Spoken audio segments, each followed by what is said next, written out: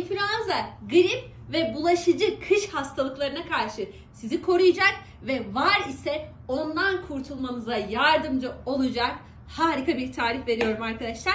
Tarifimizin ilkinde soğan var arkadaşlar. Soğanı rendeliyoruz. Bir baş sarımsak, bir diş değil, bir baş sarımsak alacağız.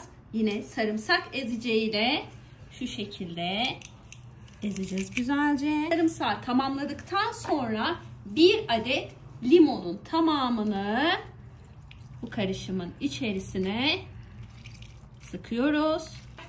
3 yemek kaşığı da bal ekliyoruz. Ve bu karışımı karıştırıyoruz. Bir gece bu karışım bekledikten sonra ertesi gün biraz güçlü bir karışımdır. Sabah akşam bir çay kaşığı kullanıyorsunuz. Eğer çocuklar için kullanacaksınız bir miktar daha yarım çay kaşığı alacaksınız. Biraz daha bal katıp çocuklara da verebilirsiniz. Akciğer rahatsızlığı varsa, influenza varsa, boğaz ağrısı varsa ve bu hastalıklara karşı korunmak istiyorsanız inanılmaz etkili bir tarif. Hepinize şifa olsun.